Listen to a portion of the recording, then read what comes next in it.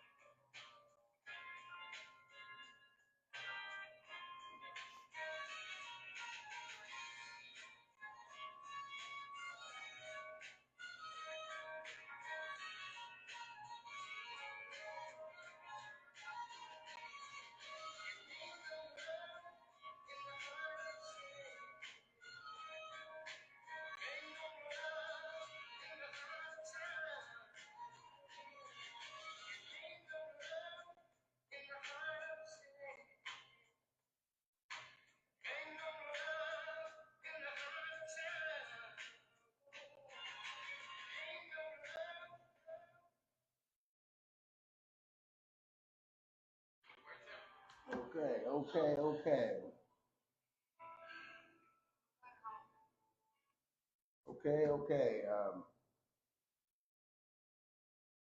Welcome to the WUAO Show. I am your host, Michael Phelps from the WUAO Show.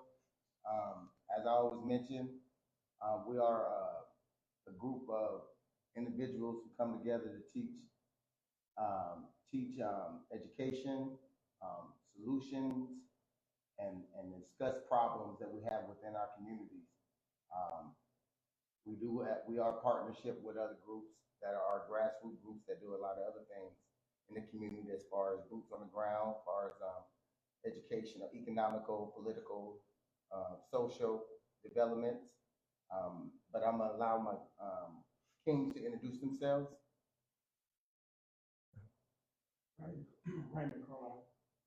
Elijah Ali. Elijah Ali. Okay. Today's topic is very it's fundamental because it's really about we're talking about um, our community and the type of gambling we do. Um, Let me find my topic because I had the person that usually does it. She's not here today, so um, wish her help if she comes back next week. And,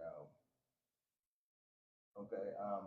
Today's topic is after centuries of betting on others to have our backs. When do we, as a people, decide to bet on ourselves?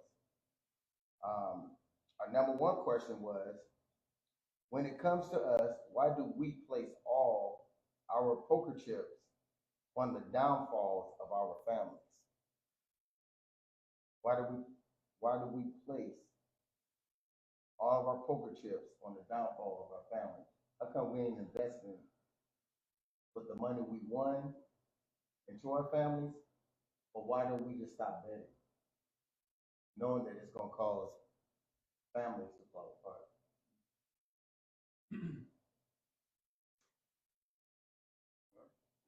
Anybody want to tackle that? What you're asking is, why do we bet against ourselves? Yes. You want to win. Should you bet against yourself because you want to win?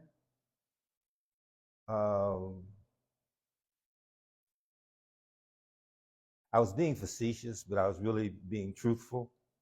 Right. You know, we don't have enough confidence in our abilities unless it's something that we initiate privately and go through it. But when we are in a situation where it's a group activity or more than yourselves, we just don't have the confidence in us as a people to go against what we normally determine as the flow. So let's expound that a little further.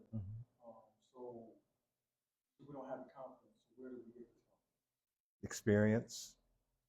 Experience in what? It's the subject matter, or just life in its broadest scale. Well, when you think about it like this, we have generations, well, 2 generations. Okay.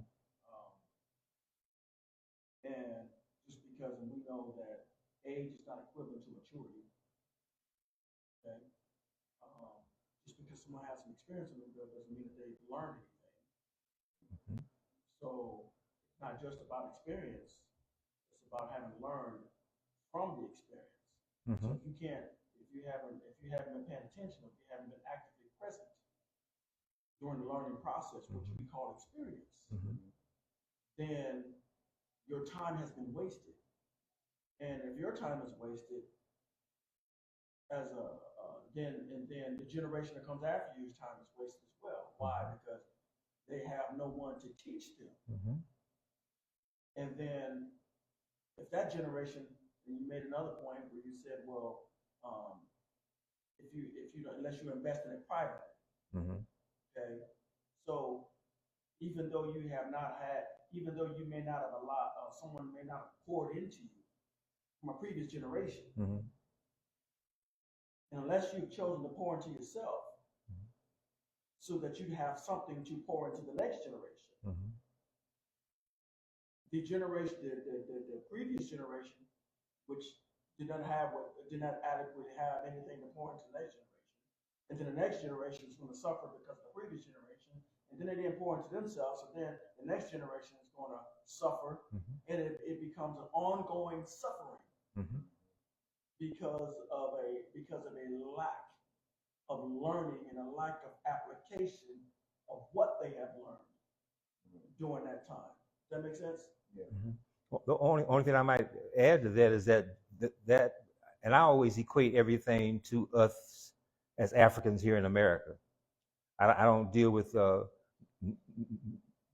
neighborhoods or cities or counties or those kinds of things, because most of those kind of things, to me, particularly in this area and in other, the only contradiction sometimes would be in the South, where there's enough of those of African American descent that only deal with each other, even after a period of generations, that there's certain things that they can count on. But anytime that we have to deal with different value systems, then you really can't rely on consistency.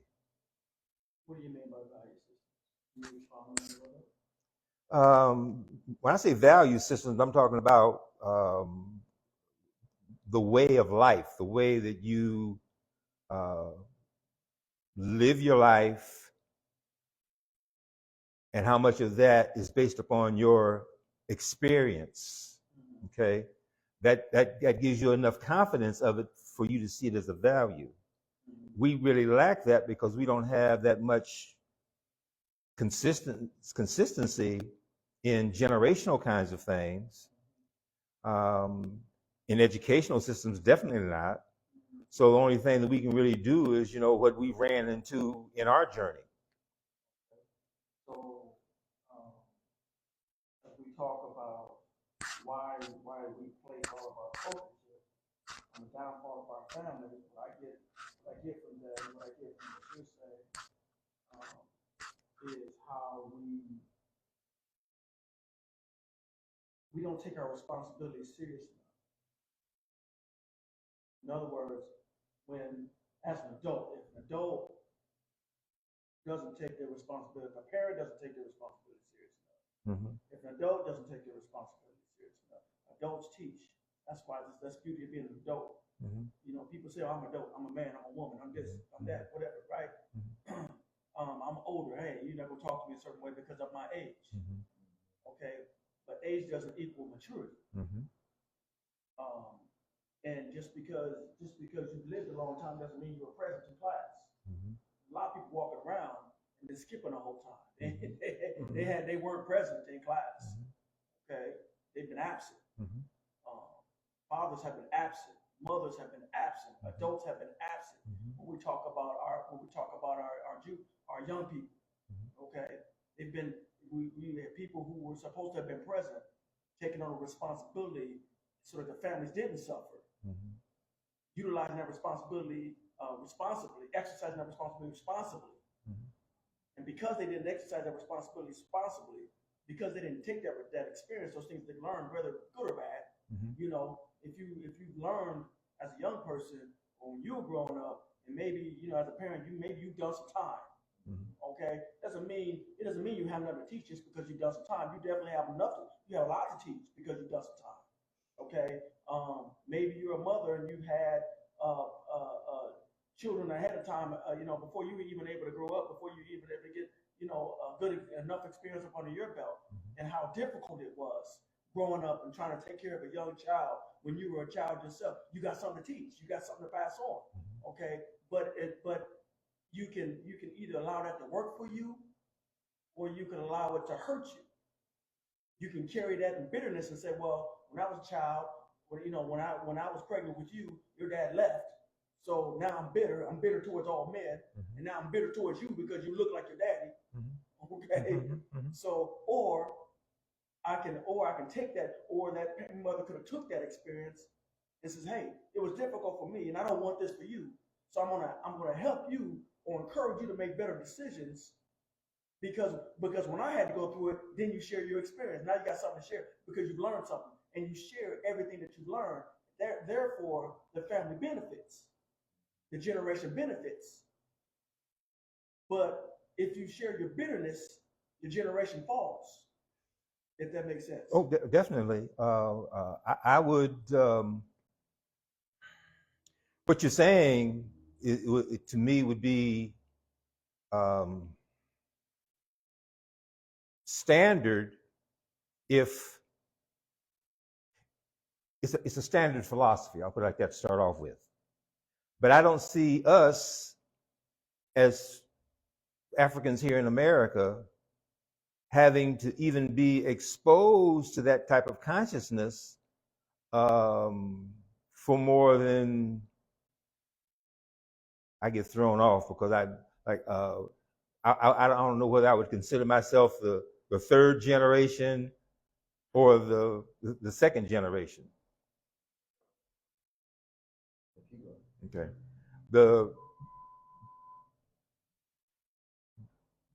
To me, the four generations would be the only group that can be measured here in America as applies to being able to control their activities or be in line and make the kinds of decisions that you know that you may be able to make them consistent or have enough control to make sure that they go the way that you thought they would. Like I said, I'll be 80. Um, my father, to me, was the first generation, and I always equate that to World War II. World War II was the first time that particularly African American males were able to go outside of America and experience life without racism or avert racism, like in America. And so, therefore, to me, our ability to talk about consistencies in generation would had to only start in his generation, right? So that brings me in. And like I said, being at 80, then I would say that if I've been able to pass that on to my offsprings, all right, who may be in their I say late 40s up to middle 50s, that time frame in there. Okay. So to go back to what you're trying to say, I know where you're going, but I want to go back to this first question. How has when it comes to us, why do we place why have we been placing our poker chips on the downfalls of our family? Because we know that the family structure has been annihilated in some area, and it's at a point of suffering. Why are we placing the right bets to bring it to its full glory, back to a 360-degree circle? Why we keep placing the bet against it instead of for it? The odds are more in favor based upon historical experience that we are cognizant of that we're not going to be able to do it. So we're not going to be able to recover? Not, we aren't in the position to really make that kind of statement, other than we'd like for it to be that way. We don't have in place the mechanisms to have a better assurance that if we do what we're supposed to, it can happen. So if that's the case, what stops? And I'm talking about outside of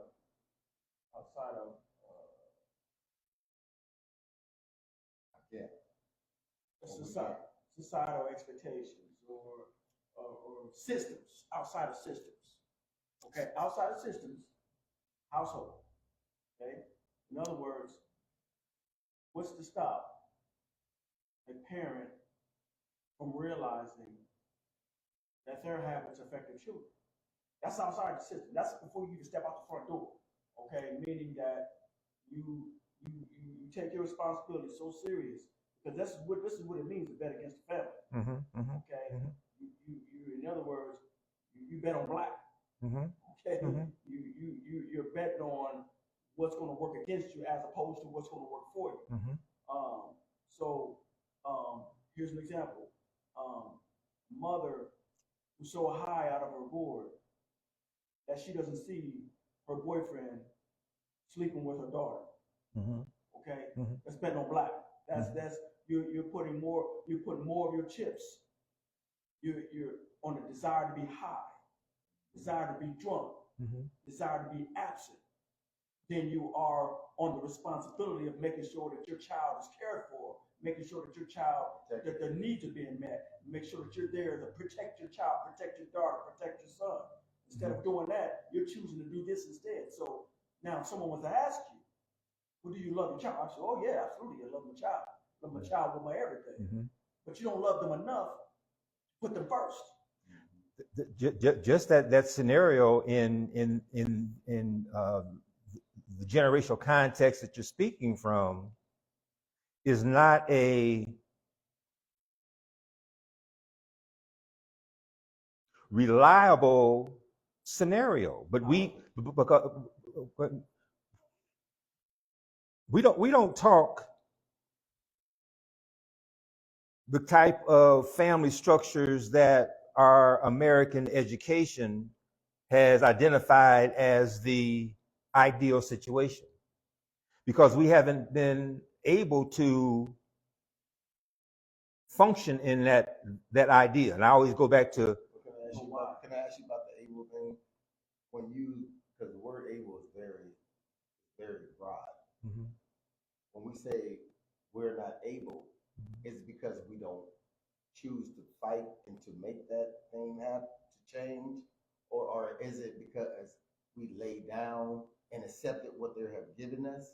Or is it because we never had a fight in us in the first place?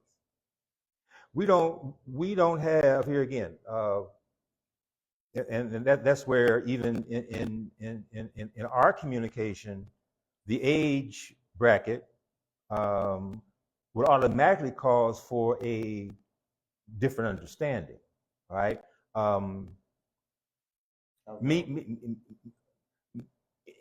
Being in the late 70s, going into the 80s.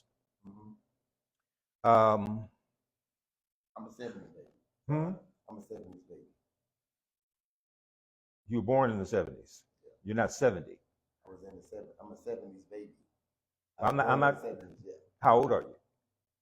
In the range, late 50s, 60s, late 50s. Yeah. All right, now, late 50s, early 50s. early 50s. That's for me. That's 25 years. All right, I'm 80. Okay, that's It's a generation. it's a generation on a Eurocentric norm number. 20 years is a generation. Okay, all right.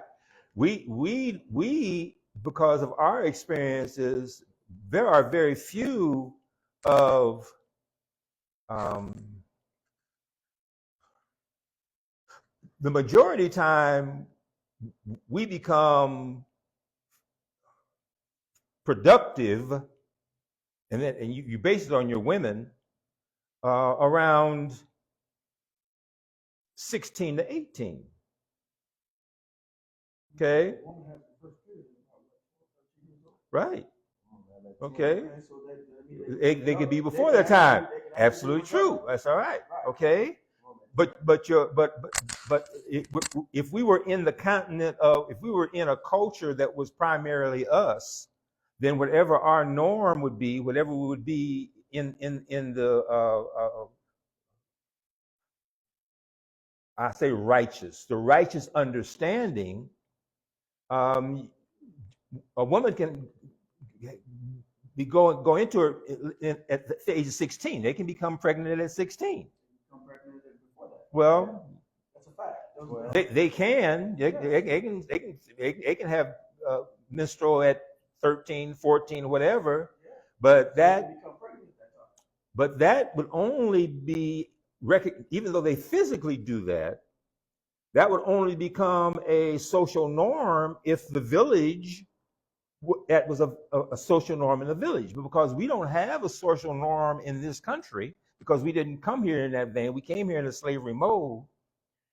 We've never had any kind of legal or spiritual controls that we could ever look at those kinds of consistent things. We don't have that.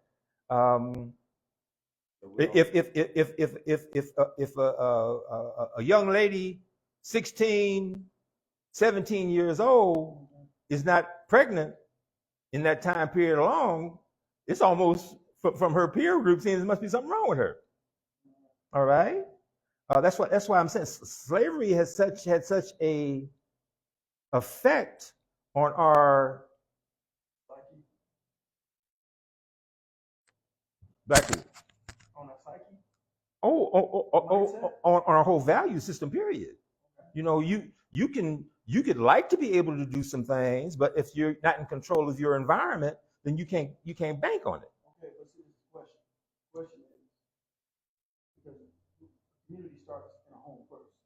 If there is a home, and then it goes outside. Right. Well, yeah. Supposed to. Right.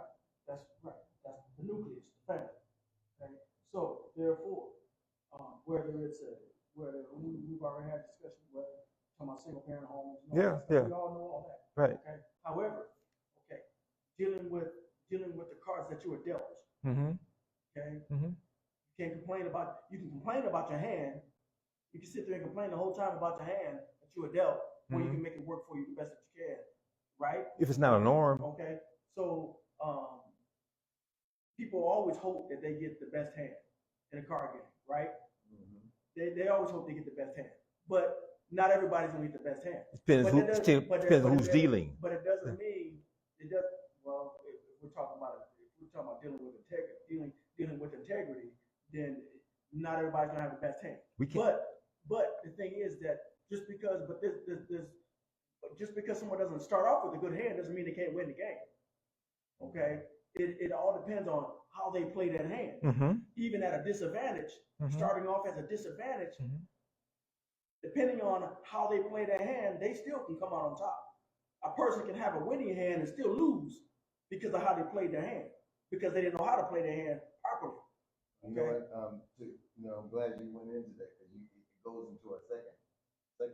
All right, let's get it. Okay, the second one was what made us trust the dealer when the dealer role is to protect the house. Right. So just going into what you were just saying, how do we start trusting the dealer when he's there to protect the house? Right. So again, but see the dealer in a family. Okay. Now we're talking about who the dealer is. Okay. The child should be able to trust the dealer. The dealer being the mom, the dad, the grandma, the guardian, okay? Aunts, uncles, adults. Okay, the community. What I'm saying, they're supposed to be the dealers. They're the ones that are supposed to be protecting the house. They're the ones that are supposed to be dealing out to their children responsibilities, teaching, learning, helping promote them to a higher level of maturity. They're the ones to make sure the house wins. To make sure the house wins. Supposed to be. Yes. All right. But we don't. And if the dealer is constantly losing, someone's constantly winning, then they're gonna call the dealer off, and then they're gonna replace him with someone else. There it is. That's what you're talking about. No, our experience in this country has never given anyone in that household the ability to implement that type of consciousness. Normally, you look at the male head of the household. We don't have any type of consistency in that segment that's been able to enforce that enough for it to be a norm that has experienced that way of life so that they make sure that it stays that way. Okay, I'm gonna ask you a question. Because we was raised in the same age. We was raised in the same environment from the same time period. And in our time, from our experience, and I'm pretty sure there's a lot of people online watching, coming from the 70s to the 80s to the 90s, we knew by the 90s and stuff, by the late 90s, stuff started falling apart. Actually started falling apart in the 80s, but the 90s is when it really decimated. But I know if I'm looking with the microscopic lens, I'm looking at my grandpa, it seemed like there was more integrity back then. I'm trying to figure, because you say you're 70, so I'm trying to figure out what was your household like? Because it seemed like there's something that was broken from your household that you was spilling out for everybody else's household. From the environment that we was growing up in and the community that we seen growing up, there was unity in that community. When my grandpa was growing tamales, Miss Starks was growing tamales, they was growing tomatoes, they was growing corn, and guess what? Everybody came in the middle of the community, and they made sure nobody in the community was hungry. Am I right? And if we got out of hand, going down the street acting up, Miss Starks, Miss Lucas, Miss Scott, Mr. People, Mr. Corbin's, I'm just naming people from the community where I grew up in. They grabbed us and gave us our spanking and took us home to our parents, and our parents gave us a whooping Having to be corrected for being corrected by the community. And if we lied on them, if they asked us a question and we lied on them, we got it double. Am I right? I'm trying to see Because from your experience, it seems like that should still be your experience, because that's what our experience, and we coming from the 70s days. That's when we get into exceptional. Okay, my generation with fathers coming out of World War II. And that was the first period of time where African American males in this country ever were in that kind of situation where they, up under the control of their own environment, went to other places to see how the way of life was, to recognize that even though their fathers, or definitely their grandfathers may have been slaves, but their fathers were still victimized by racism, all right? They were able to recognize that that wasn't a way of life. They were able to get a somewhat consistent education and then come back into this country and put together a system of family structure that was recognized of the way to do it. Not like we read in the book, mother, father, dog and cat, Dick and Jane, that Eurocentric concept, but a real situation where fathers came back and they could work in packing houses and railroads and other kinds of things, get a meaningful check, send their kids to a good school, and then in a lot of cases even send them to start off in the college, control. But that's not like a structure. That's like a structured home. A structured period of time. Our father came back from Vietnam or Korean or Philippine War, where Korean. No, that's after. I'm talking about World War I. World War I. I mean, two rather. World War II. So when they came back, the father still was uplifted, embraced, and supported. Right. And he was the head of the household, provider. And he was the provider. Right. And protector. Right. So I don't hear that experience coming from you though. That's the experience. No, I experienced that. My generation experienced that. All right. We experienced that. Huh? We experienced that. Even though we didn't have no fathers in the home, but we still had my grandpa. Well, this is the thing. His grandfather, my uncle, was of your generation. Yes. Okay. So, and that's the confusing part, is the fact that here was a man that didn't really have a second grade education. Third grade education. Okay. His mother died at early age. His father was a traveling pastor. Right. All the men, all the boys had to get out and work the field. So they was in the slave thing. They was, even though they was in service at that time, they wasn't full blood slaves like that, but they were still slaves because that's when they passed the bill, but they had to work, pay off debts and stuff like that. Your uncles you talking about? My grandpa. Grandpa's uncle. Okay. Oh yeah. Okay. Yeah. Okay. Okay. All right. Right. Okay. Yeah. Okay. Right. Okay. Okay. Okay. So then it would be your generation where that phase of family structure was the last one. Yes. Okay, then that's it. That.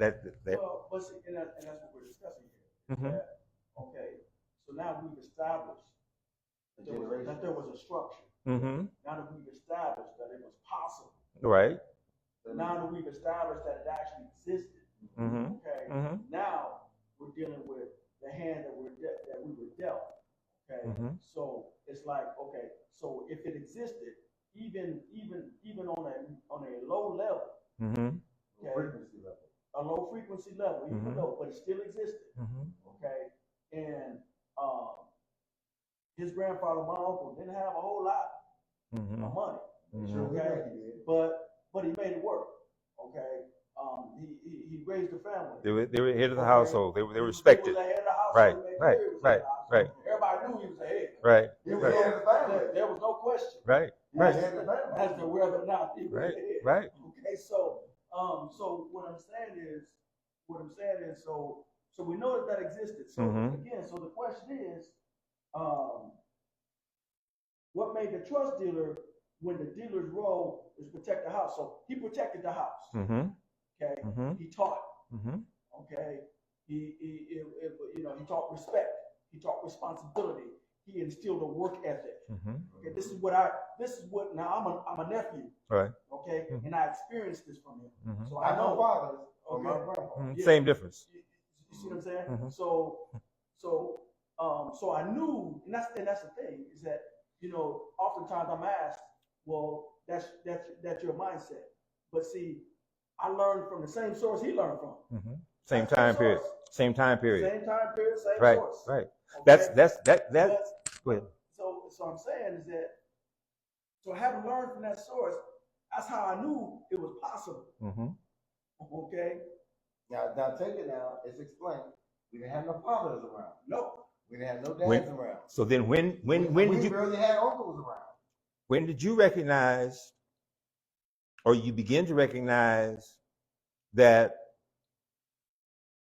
the generation after you went astray? When I recognized it when my sister started having children, and she said, "I'm not going to raise my children the way we was raised because I thought it was harsh." That's when I started seeing the change. Mm-hmm. It was from my sisters and them generation. It was from our generation, and then my sister and them embraced it, and my brothers and them started to embrace that. They started to see it the way we was brought up, and the strict discipline, and the whoopings and stuff we got. Because remember, I didn't get as many whoopings as you would thought I would have gotten. Because I was always slick with I stayed away from the home. Every dirt I did, I tried to keep it away from the house. What we did. We knew we did not want to upset our grandpa. Mm-hmm. Because everybody, all our mothers would bring us to. You said grandpa. My grandpa, his Grandpa, uncle. my uncle. Without being too personal, where's the father in between that period? That's what you said. We didn't have. All right, now that's it. That's it. My father. Okay. Okay. And I'm not afraid. My father was incarcerated. Mm-hmm. Yes. Mm-hmm. Okay. Okay. And my father was just an absentee father. He had so many kids. He was just he did take care of some of us. He didn't take care of all of us. Mm-hmm. But I won't go into that. You're perfect examples, but I don't want to. My contention is that we are in the situation where we are because when we became at a level of proficiency, which would have been, like you say, your fathers and their fathers, which would be in my generation, okay? That proficiency was so recognized, particularly for those who came back from Korean and Vietnam Wars, all right? Yeah. When that group came back from those places, and that means outside of the United States, and recognized that this ain't the right deal that's going on here in America.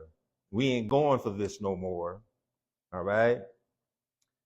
That's the same period of time where there was a tremendous influx of drugs into our community, along with alcohol. Yeah. Now, when I say alcohol, it's always been around, but the access to it wasn't in every corner.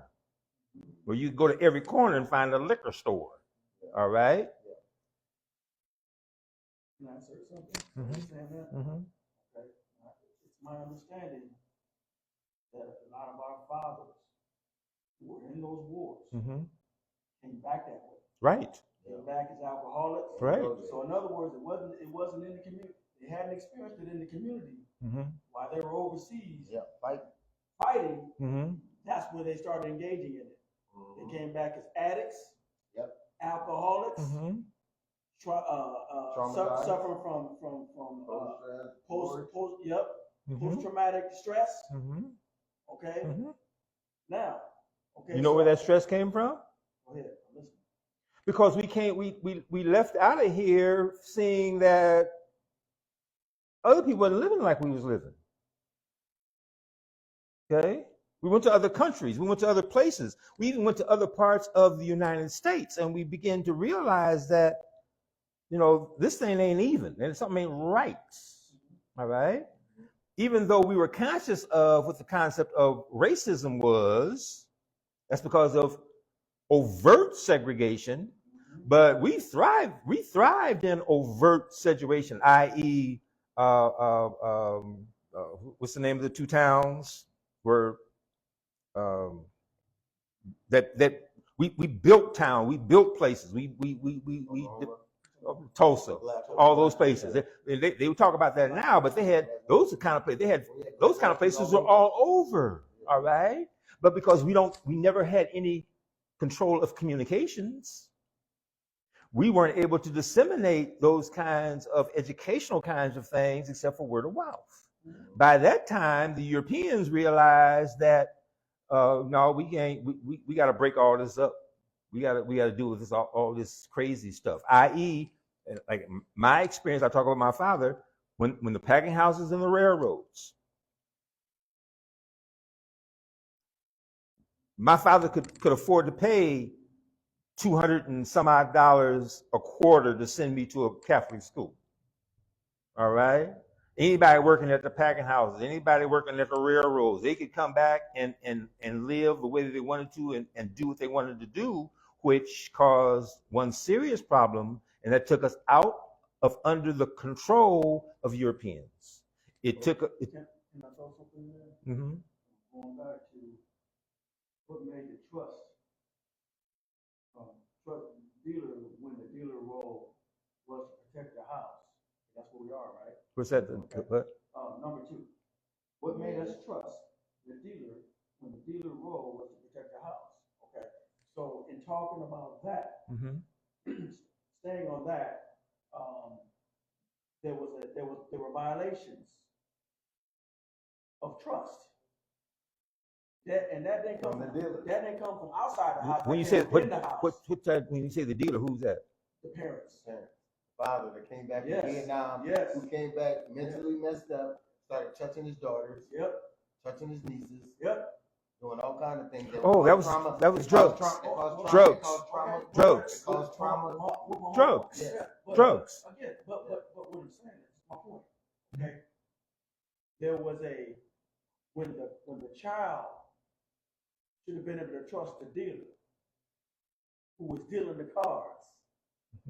Okay, and they learned quickly that the dealer, fake dice, fake cards, that stack was stacked against them. Okay, that was the because you're the European control. No, that was a choice. No. Listen. What I'm saying is, so you're telling me that Europeans told fathers to come into their houses and to touch their daughters. You're telling me that Europeans told them to come home and be alcoholics. You're saying the Europeans stuck the needles in their arms. You're saying Europeans did all of that, or you're saying they make it because each and every individual, no matter who you are, you have your own mind. Okay? And in your own house, you have your own mind. Okay? You make choices every day. It's the same thing we're supposed to be teaching our children, to be leaders and not followers. Okay? So if we keep pushing this narrative about how Europeans have all the control and we have no control, we have no strength, we have no authority, we have no leadership skills, and we're the only thing we're good for is following. I can't agree with you. Why? Because that's not true. Why? Show me how that's not true. Everybody's not a sheep. There's a lot of sheep out here. Don't get me wrong. Well, you're speaking for yourselves and your generation, and that's the same generation that caused the influence of the drug situation, not the drug, but the gang situation in our community. Okay, all right, and that main emphasis was because there is no adult supervision, we have to control ourselves. All that was by that design. Why were gangs created? For survival. And why was that necessary? Because there was no structure. No structure where? In the family. Exactly. Right. That's all by design. But it was all by design. And gangs came because families was broken. That's my Because point. back in the days when we was growing up, last names meant something. Only a minute. When names, if you was a Swift, you know not to mess with Swift. You know you're Leverett, you didn't mess with Leverett. Only that one generation. Those names meant something in the streets. It meant something in the community. And that was like that was a big family. You do not mess with them because they stick together. They was a tight knit family. Okay, when that collaboration stopped, guess what? Gangs emerged. Mm-hmm. Because guess what? Those guys was looking for families, so they ran off and joined other groups to be a part of a family. Mm-hmm. That's why the gang started to flourish, Mm-hmm. because people was looking for another family.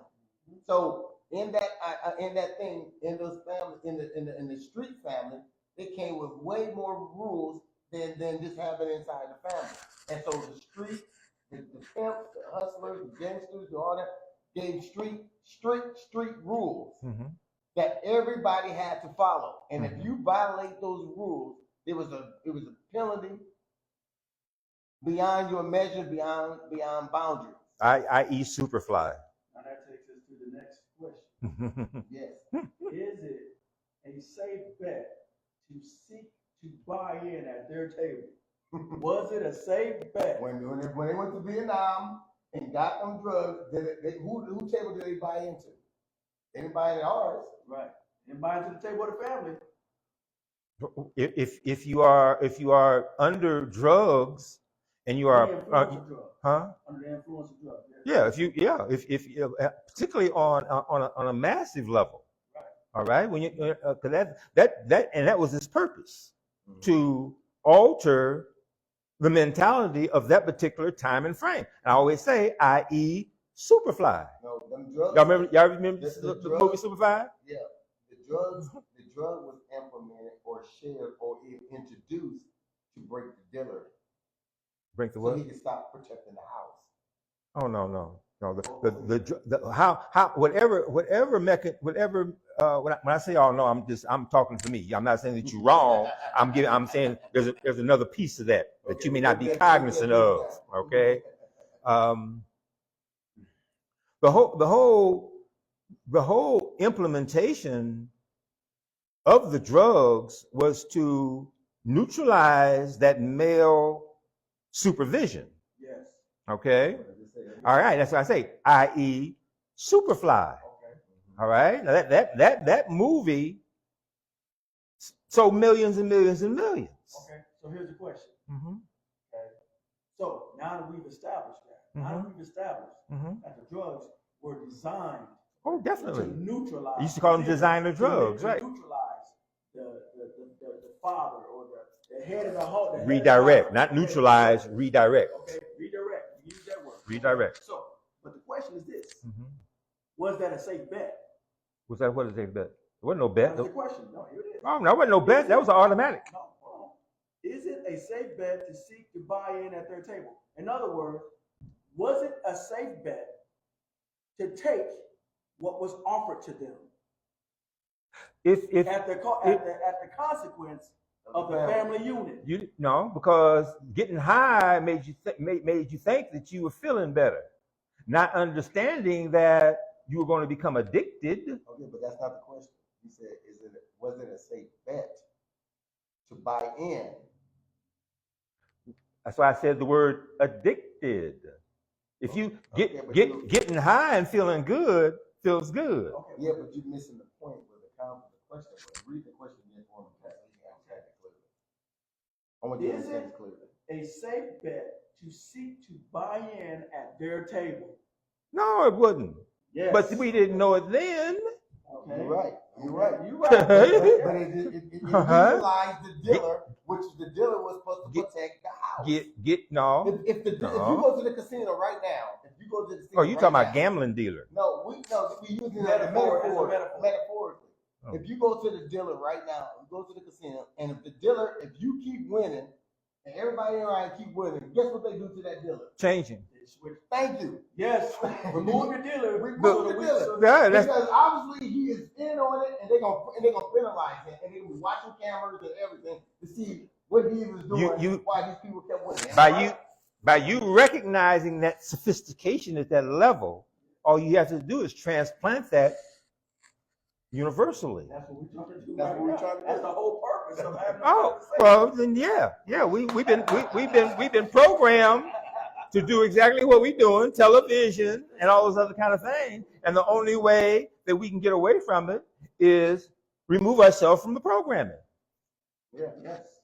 Okay? Remove ourselves away from The programming. And bet The programming, not the table, the programming. And programming and the table are the same thing. Yeah, the table It's is metaphorical. They ain't got no business being at your table.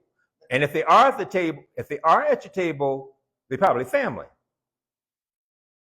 And if they're family, then you can't do that. No. See, this is the point. Okay. See, part of the reason why our communities and our people are in the condition that they're in, you know why? Because if you listen, and you listen close, you hear the blame game. Blame. Okay? Look, stop blaming and actually do something about it. See, what I'm saying is, and that has to come intentionally. You don't see the blaming as the identifier? That's what I'm saying. Okay?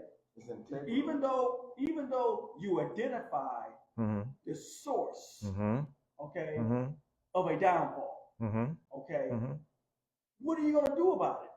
Okay, that's the question. Remove them from your environment. No. See, that's the thing. It's like if you're in a boat, okay, and if you're in a boat and you set towards a destination, okay, storms are going to come. You don't have no control over the fact when the storm's going to come, okay? So you can pray all day or complain all day about the fact that storms are going to come. You're going to. Everybody's going to go through a storm. You're out there on the water, you're going to go through storms, right? Okay, so now that we know storms are going to exist, the issue is, the question is, how are we going to get through the storm? So you got to look at it from that position. And we got to remember, we're being a little ship being tossed from and to with ideals of blaming without integrity. You got to have integral. You got to be integral about everything you do. Where you gonna learn it from? Where you gonna learn it from? Understand what integral is and how we utilize it in our facet of our community. As we look for the dealer, is the dealer supposed to protect the house? Integrally, the dealer knows that whatever bet I make or whatever decision I make, it's going to affect the house. And if it affects the house, there's going to be a repercussion behind the decisions that I made. So the dealer has to play by the rules. And the rules is, do not sacrifice your family for the betterment just to feel a certain way. You're mixing the dealer and the player. The dealer works for the house. You don't work for the family. No, we miss it. We're using metaphors. No, well, you can't. That's why you can't use those. You got to go to the principle. You can't use it. What we're saying is, it's the dealer's job to protect the house. In other Right. words, if the father's or the parents' responsibility is to protect the home. Right. Okay, that's the house. Okay. All right. Okay. Right. The parents, they're the dealers. Okay. So, however, if we've allowed ourselves as dealers, parents have allowed themselves as dealers instead of protecting the house, they've allowed themselves to be compromised. Okay. So when you allow yourself to be compromised, that affects the house. Right. Okay. Right. That's what he's saying. So we gotta. So it's like, okay, how do you put yourself in a position? How do you address? I think that's why I give the analogy about the house and the men in prison. Okay. All right. The overall scenario that I'm given, and it's a lot of times we don't want to accept that because we think that we have more control. Being under European jurisdiction does not allow you, male or female, to make any decisions that will alter their structure. And guess what? You know why that comes about? Because there is not enough unified effort amongst us. Because when there's a storm brewing, the first thing they tell you to do is take the safety. And if the storm is going to be devastating enough where it's going to cause a tsunami, and it's going to destroy a lot of things, property, and you know your house is on the beach, you don't stay there and say, I'm just going to hope and pray that it passes my house. You vacate. And you vacate, and you guess what you do? You make sure, as you live on these properties like this, you are properly insured. That's the thing. What it is, we ain't properly insured because we don't got enough people who wants to stand behind the rally, behind the efforts of change. Change rolls in on the wheels of integrity. If you don't have integrity as a people, and you're expecting only a black Messiah or only a Messiah to come and save you, you are doomed within your own conscious mindset. Because the first God there has to save itself is you. Because God said, ye are gods. That means that you do what God do. Don't sit back on your hands and expect me to do everything, because faith works by faith is what? Faith without works is what is dead. So if you don't move, nothing progress. So we are just dealing with a bunch of people that wants everything. They want to complain, murmur and complain, like they did in the day of Moses. Complain, and murmur and complain, and then wanted to go back to slavery because they didn't want to do the work themselves. Can't have your cake and eat it too. You doggone right. Thank you. That's what I'm saying. Well, we saying the same thing. We are. That's why. But let me tell you what the differential is, and I think well that. Go ahead, be gentle on this, elder. No. Well, you are trying to make a sense out of a nonsensical situation. What's nonsensical about it? We are not in control of any.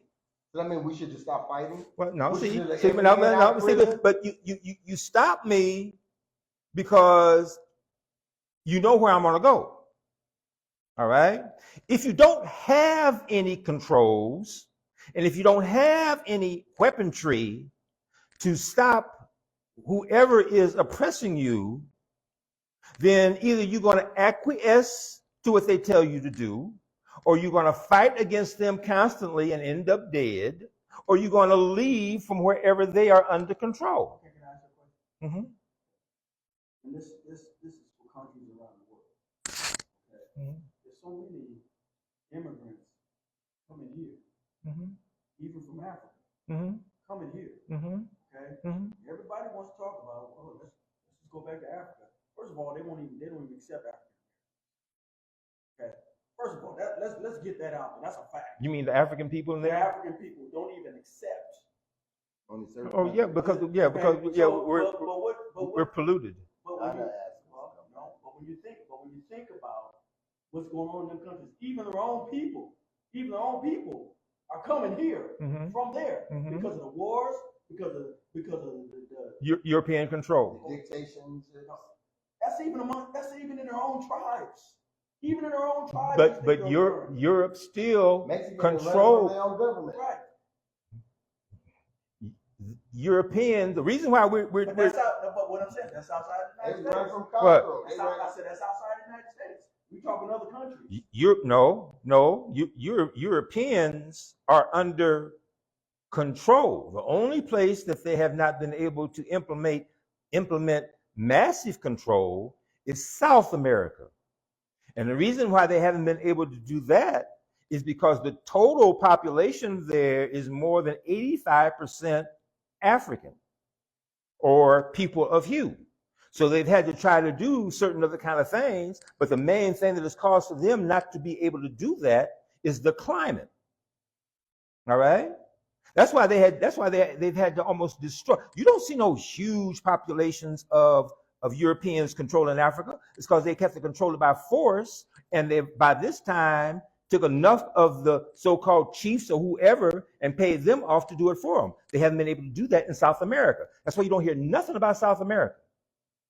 South America is almost like saying it's untainted yet. In this continent, Europeans control everything. Absolutely everything. And the only thing that we can do is try to figure out ways to get around it. Okay. All right? There has been nothing. So we're back to dealing with the hand that you dealt. We need to quit playing the whole. Are we dealing with the hand? Or do we have to Quit, deal with the quit hand playing, that you dealt? quit playing the game. When we know that that Period. That's why I keep bringing up the piece about the Nation of Islam. The Nation of Islam is the only thing in America that is telling people quit playing the game. And they've put together a military system that enforces that. That's why the stuff that's going on in Chicago and other kind of places right now is wild. But they've been able to have enough success that their numbers are growing tremendously. Okay, we're not going to be able. Europeans are not going to give up anything because they can't work. They can't do the kind of things that we do. They have too many physical inconsistencies. Okay, so you said they can do what we can do. So in other words, so if we can do so much, why are our families in the conditions that they're in? Because our families were destroyed during slavery. That's why I keep bringing up the point. What I'm asking, okay, you're saying they can't do what we can do, is what you said, right? Right. Okay, so when you say we can, you're saying that we're in a position to make a difference. Right. Okay, so when you say that we're in a position to make a difference, but yet our families still suffer, that means that, to me, that speaks to choice. That speaks to, okay, even though I can do better, I'm choosing not to do better. Is that a fact? The fact that what you're saying is true, but let's go back to the definition of family. All right. See, this again. That's going back to that's still going back to the hand that you're dealt. Okay, No. What does family mean to you? Mother and a father and offsprings. Okay, so but what does it the overall institution of a family mean to you? A male that takes over the physical responsibility of his family and looks at a woman to nurture it and keep it growing. Okay, so then what is the responsibility of a family? Because what the responsibility to ensure the positive development of the family unit. Okay, so then that means that the positive unit of the family has to spill off into the community, because the community is nothing but multi-facets of multiple families. Communities are, first of all, our definition, because we've learned that word in European schools, a family usually resides within a structure that is harmonious. I'll say tribal, for lack of another term. Okay, where there's other individuals of the same value set that come together collectively to develop and control a geographical area. Okay, so with that being said, okay, you said of a particular, what I picked up on from you, of a particular value set. Okay, meaning that they believe in the same thing. Okay, meaning we're talking experiences, we're talking things that we believe in, we're things that have been passed down. Okay, we're talking about the way our philosophy of life. Our elders say one with the land, one with the land. So with that, when we're talking about philosophy of life, the way we operate, okay, then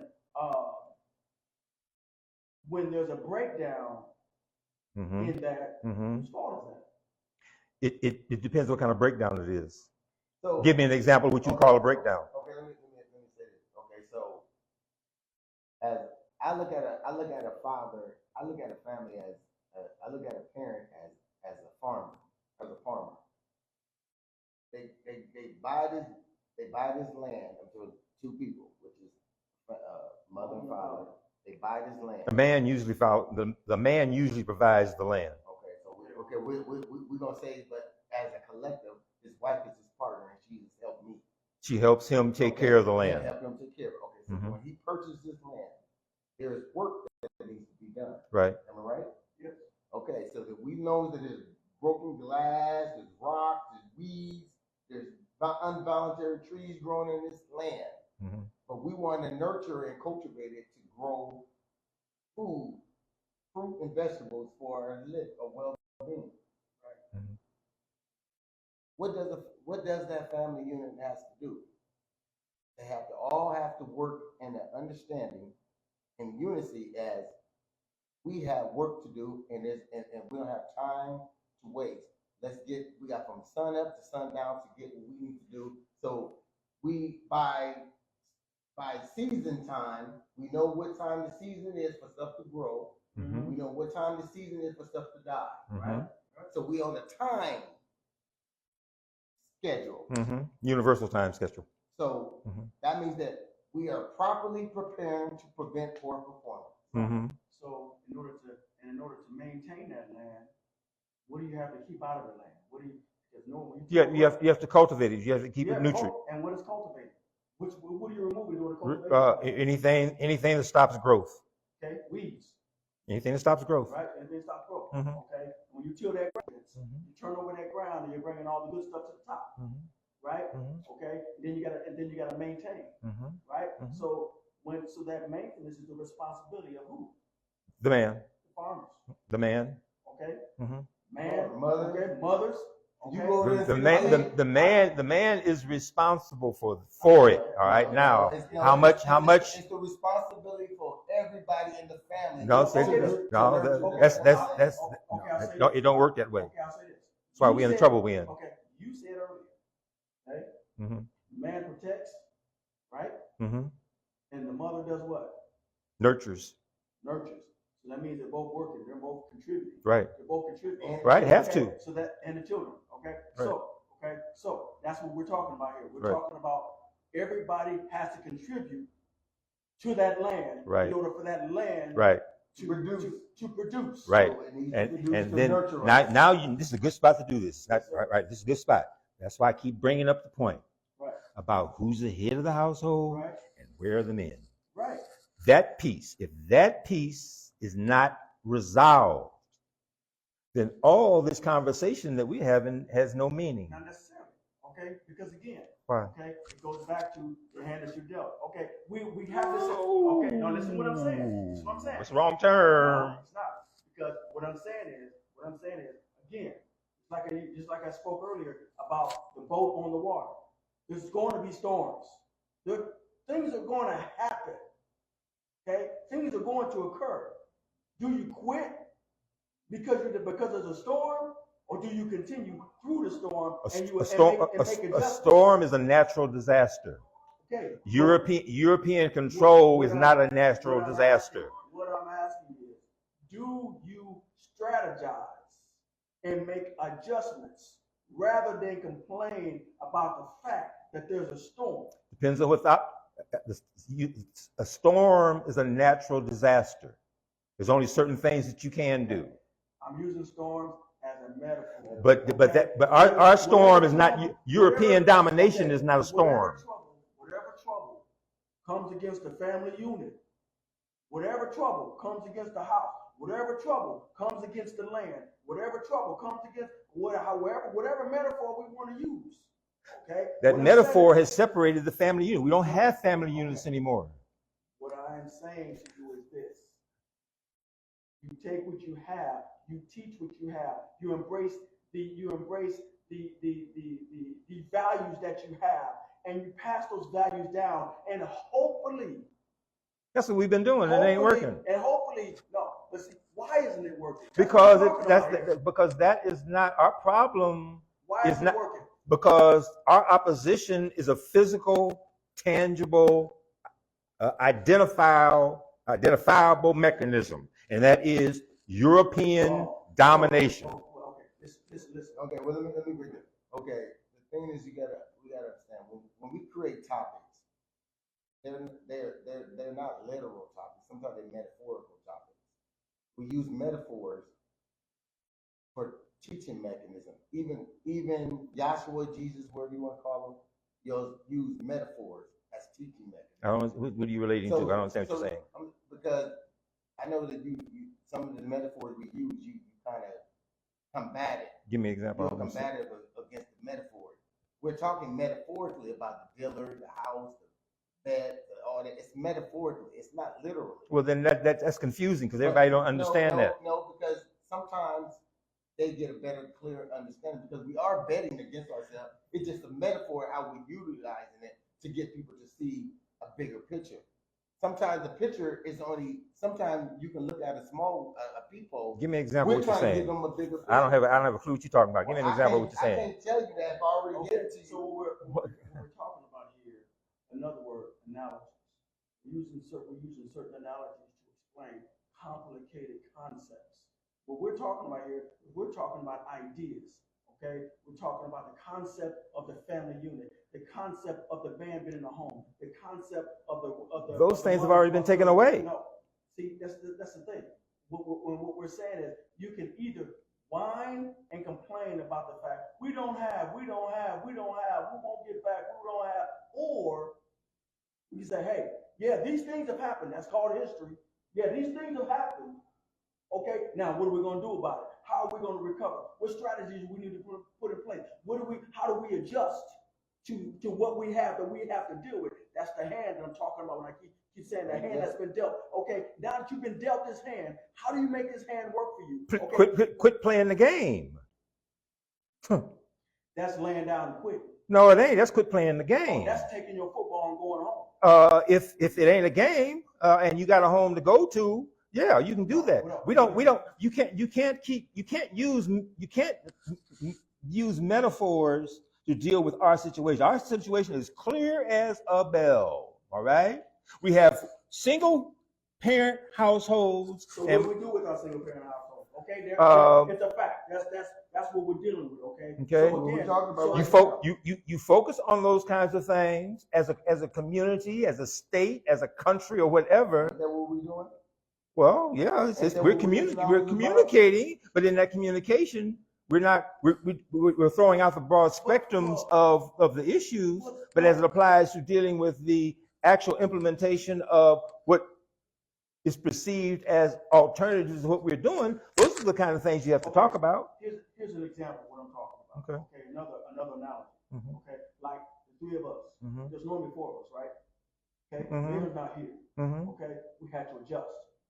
Do we say, hey, there's no show today because hey, Miriam's not here, so we can't continue? But there's a handicap because we don't have a woman's perspective. But what I'm saying is, but we deal with the hand that we're dealt. Okay, she can't be here, so therefore we proceed on with what we got. We can only talk about male issues.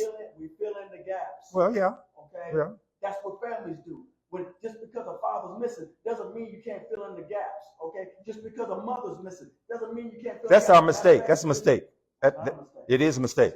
It is. It's because. So you tell our children just lay down and say, well, because no, we as a people need to quit the trying to make sense out of a nonsensical situation.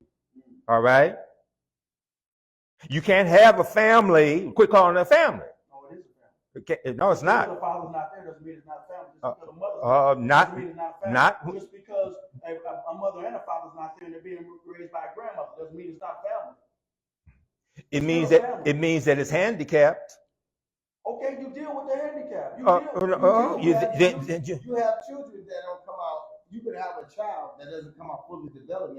Do you give up on it? No. Okay, so you got to do it. You got to do it. But you don't expect it to be able to operate in a normal manner. You adjust for that. You don't expect it to operate.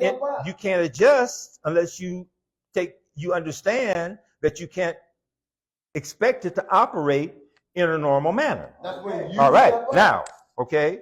So that means that you have to alter certain kinds of things. That's the strategy. All right. Exactly what you just said. Right.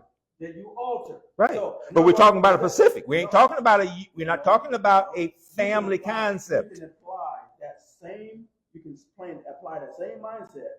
Okay. What you just said, you can apply that same theory to a family unit. Okay, because the same thing. If a child is born with disabilities or whatever the case may be, you make adjustments. Okay, you don't quit on them. You don't throw them away because they don't function by what you call normal. Yeah.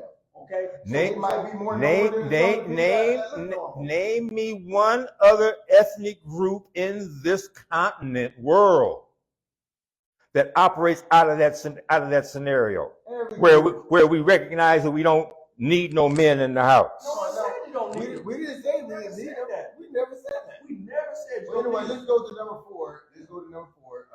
Are our families and communities the only ones being used as collateral? If so, why? I don't understand. Say it again. I don't understand that. What you guys just Say talked about. Are our families and communities the only ones being used as collateral? And if so, why? You mean use as collateral means that we use them as a Times. Exchange. Are you talking about a mother, the head of the household?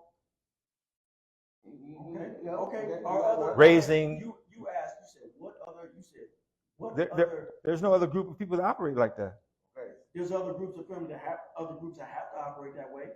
There is no other nation of people that operate the same way that Africans in America do. It may not be as many, but that doesn't mean that it's not so. It ain't a natural. It's not a natural entity for that nation of people to operate. Okay. You remember what was it, the guys you brought? What was they? The Sudanese. Yeah. What did he say? He said he ain't had no father in his household. Right. Okay, so you said there ain't no others. Huh? You said there ain't no others. There ain't no others. He just told you right here on the show. I got the video. I got the receipt. He said he ain't got no father. That's one or two people that, like they're talking about running around. The Sudanese as a people, because they got ran out of Africa. All right. No, but you said move name another group that is going through what we're going through. There are. I just named one because he came on this show and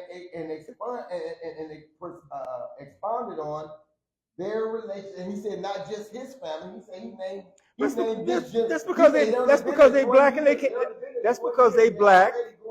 That's because they black and they came to America and they treat them just like they like us. But you just said name another. I'm just naming another. That's all I'm saying. But you've proven the point. Okay. The whole point is that yes, there's collateral damage.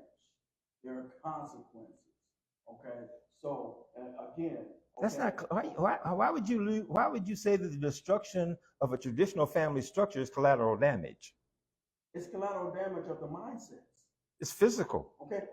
When for those fathers who, whether it be incarcerated, whether it be alcoholics, homeless, some of them down to homeless shelters, right. Whatever. Okay.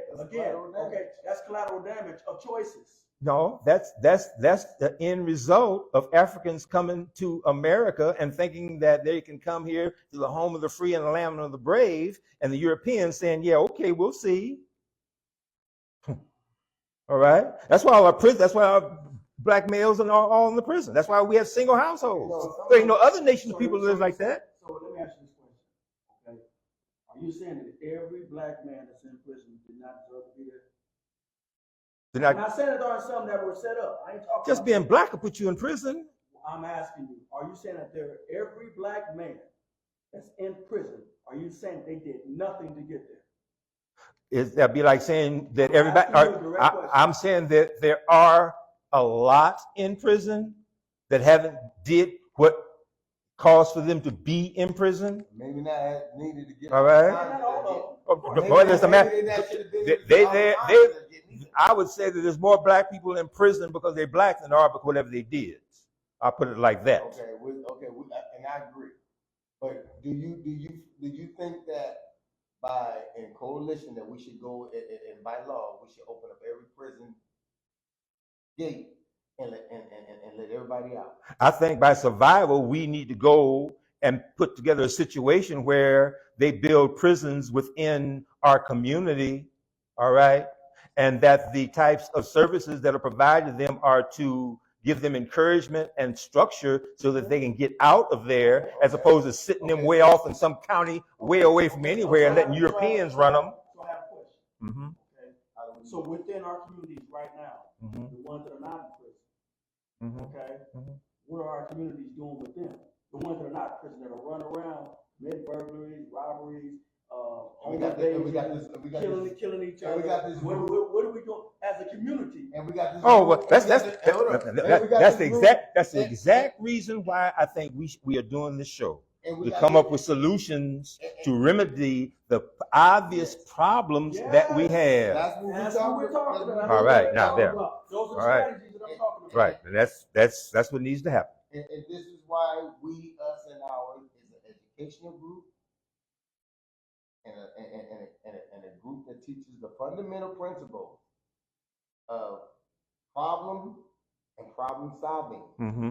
What we're trying to do is talk about the problem, but we're actually trying to talk about solving the problem. Mm-hmm. How do we come together as a collective to do these things?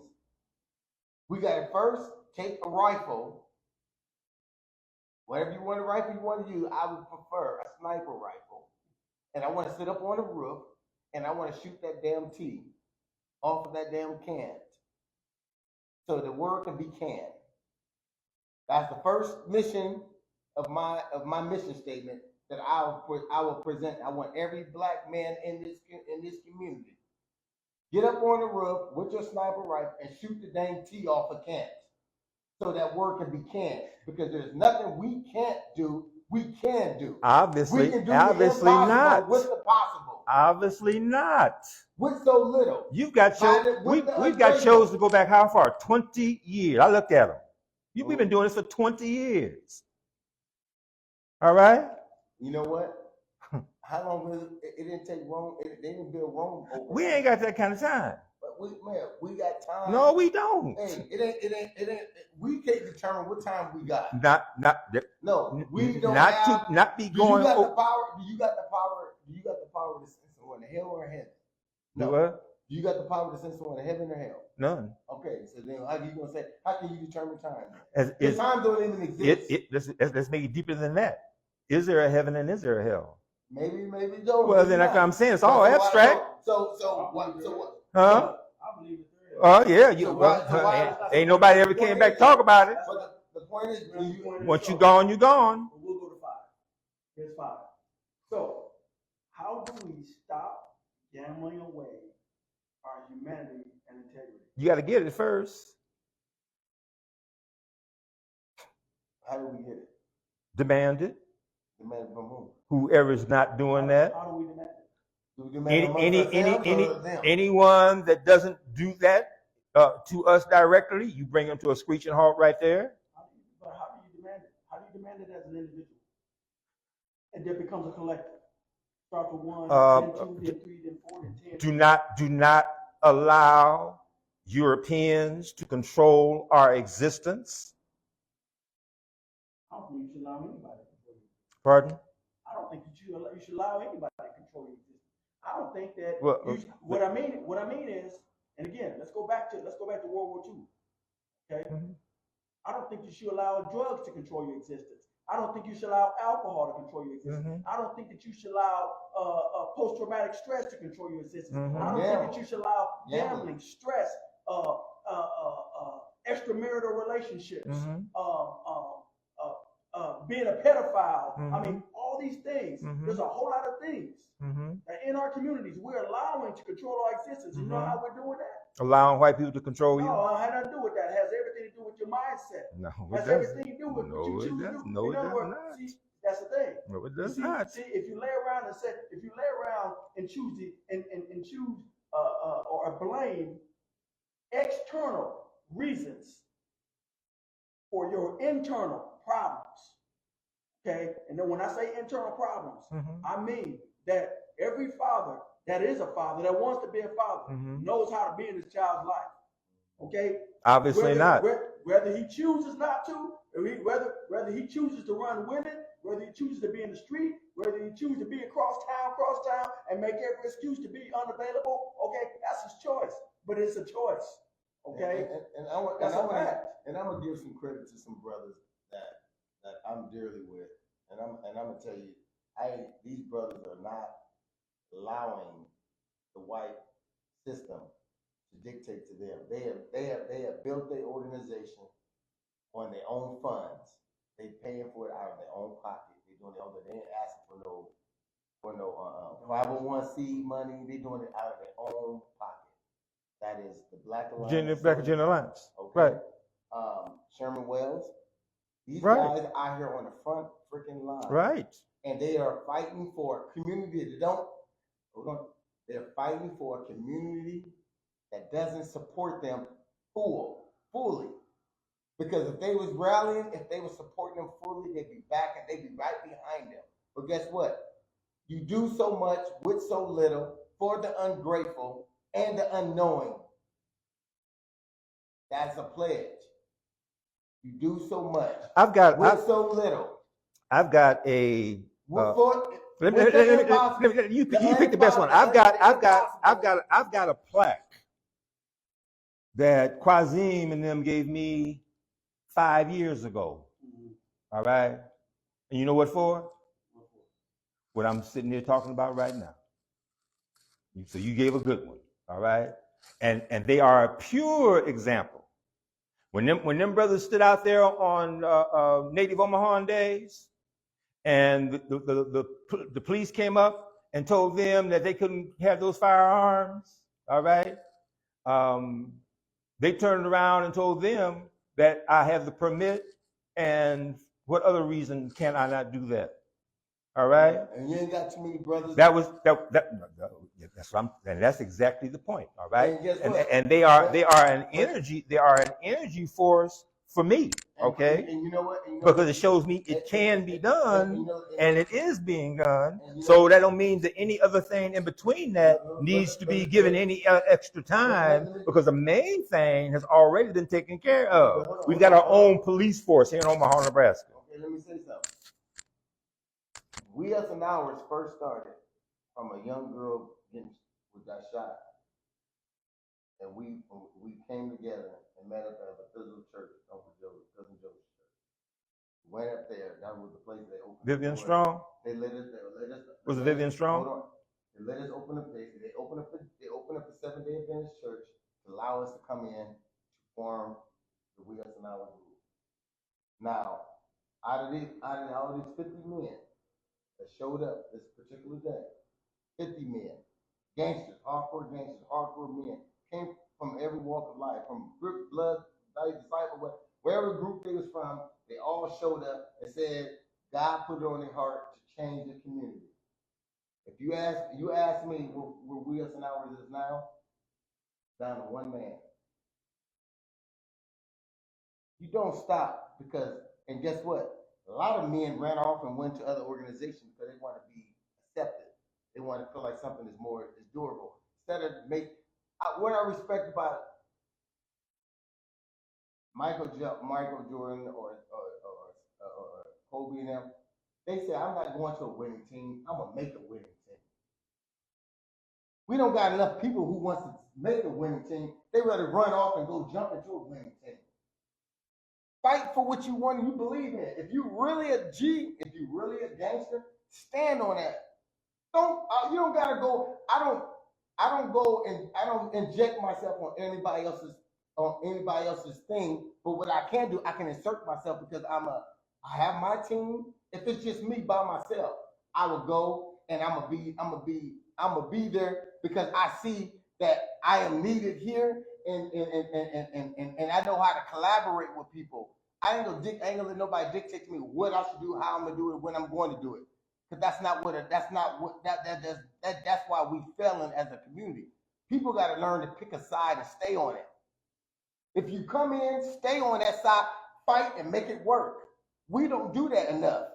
Everybody's looking for a championship ring. And they want to go in there and sell it. They'll sell each other group out just so they can get a ring. When you got to go in there and make the ring yourself. And once you accomplish that ring, guess what happens? you feel mighty and more powerful than you do going in and working under someone else's. That's what I'm trying to say with us as a people. When we talk about community damage and what we bet on, this is the type of stuff we bet on. We bet on other establishments for the success that they're doing when you can create the success yourself. That's the what we got to stop betting on. I don't understand how that applies to what we're talking about. It applies a whole bunch of what we're talking about. Give me an example. Okay, here's an example. Give me an example. It's how it applies. That what he just talked about Mhm. applies to family. Okay, instead of breaking up the family and going over here, going over there, instead of putting things in front of the family, going over here, going over there, whether it's your homeboys, whether it's your homegirls. Fix it. If In there other words, wasn't no you problem, there wouldn't be no problem. You realize there's something broken in the family unit. Fix it. Okay, you strategize. You gotta realize something is broken first. But see, Elijah, you using weird off mechanisms. That's why if you're gonna be, let me say it, Elder, and I love you. Just go say what you gotta say. Don't be worried about that. It's okay to dispute conversation, but it's not okay when you're challenging the conversation. Why? When it doesn't have no substance. Why? All challenges don't have. Some challenges don't have. Are you talking about our conversation? Well, when you keep saying, well, it doesn't make sense. It does make sense. What did I say it didn't make sense? What I just said earlier. What I just said not 2 seconds ago. What was it? When I said we need to fight for what we already have, what we already committed to. When you was born in this family might not be the best family in the world. It might have been poor, it could have been broken, it could have been whatever. You was born into it. You don't run to and try to adapt to another family because it's more successful. And so you leave this family behind. Your blood group, how is that correlate to what I've been saying? I don't understand. Because it correlates to everything. Give me an example. Give me an example of what it is that I'm saying clearly that you don't agree to. I don't agree with the fact that once I say what I said, you said you don't agree with it. What was it? You have to tell me what it was. I'm not gonna go back. It couldn't have been that important if you can't remember what it was. No. What you was it? should have remembered because I'm telling you. I don't know. I wouldn't. You said it. You said, what does that have to do with what we're talking about? And I said, it applies to the family. It applies to when you put other things in front of, okay? When the breakdown of the family, or the fact that the families are continuing to be broken, it's not there's a genesis. There's history as to how the family became broken. Okay, we know that already. Okay, so that foundation has been laid, it's been established. It's time to build the house. Okay, it's time to talk about solutions instead of constantly worrying. Say, well, the foundation is not quite right or whatever it is. You lay that foundation the best that you can with the hand that you're dealt. Okay, if your foundation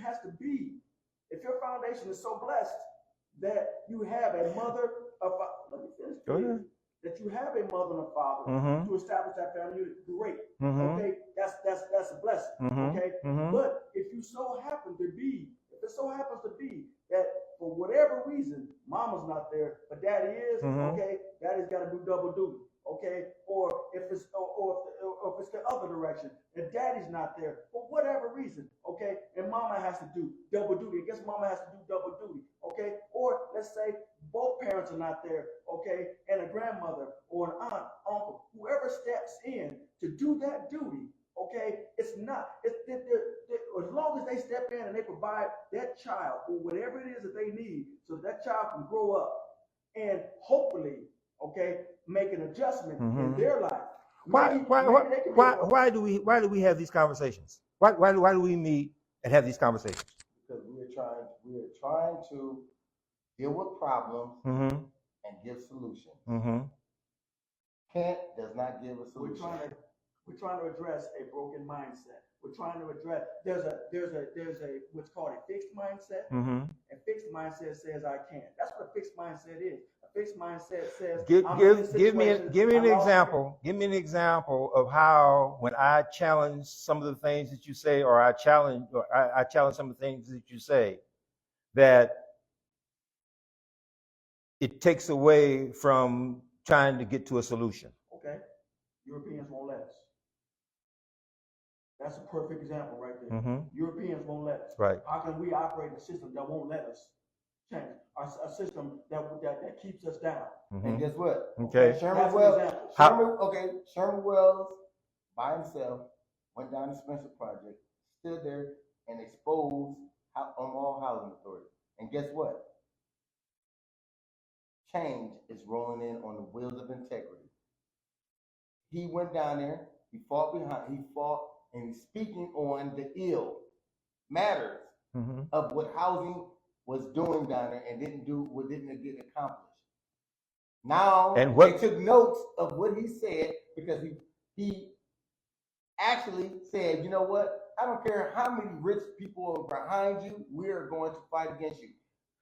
How long has he been doing that? It don't matter how long. No, it does matter how long. How long is it? Does not, because why not? How long has he been doing he's that? been doing it for a long time. But it doesn't Do matter. you know how long? I know enough. Do you know what triggered him? Yes. What triggered him? His niece. Vivian Strong? Yes. But I'm telling you, it doesn't matter when you start. It's when you. It's a matter of you keep going. He is still going, even though the odds are against him. Even though he's fighting the fight, no matter what. So Cuisine, Penn, everybody who's fighting, they still fighting, and they're not laying down to a system. They're not going to lay down to a system, even though they might lose. Are you saying what I'm saying? Is that telling folks they need to lay down to a system? Well, when you say things like we can't because of this oppressing, this and that, those guys are showing you that you can't. No matter even if you win, you're gonna lose a lot of battles. Don't get it twisted. But you want to win the war. Let's lose battles. Yes, let's lose some battles. And how when you lose a battle, then how you say it again? When you lose a battle, you learn to plan strategically for the next one. So you can you keep on working at it, right? Yes. All right. So that means when you run up to an obstacle, then you remove that obstacle and keep on going. Yes. So when I say some obstacles you may not be able to remove. Some you got to go through. Some you got to go over. Some you got to go under. So then why would you worry about me saying that you can't, as opposed to figuring out ways that you can? Well, you don't use the word. You don't come back around and say, "Well, I think that if we went this route, give another alternative instead of the word can't." I've got the first thing is to make it clear on the reason why you can't. That will start you on the process of getting to where you need to go. Look, Elder, it's not a. But let me read this question. Let me read this comment real quick. Good evening. No such thing as double duty. A parent can only be the parent they can be. Trying to be the other parent sounds reasonable, but is really a useless effort. Dads will fall being moms, and moms will fall being dads. So he regurgitated what we had earlier. So That's a big can't right there. No, that is a can't. That's a big can't. That is a can't. But guess what? Now, again, that's an opinion. Right. Okay. However, it doesn't make it true.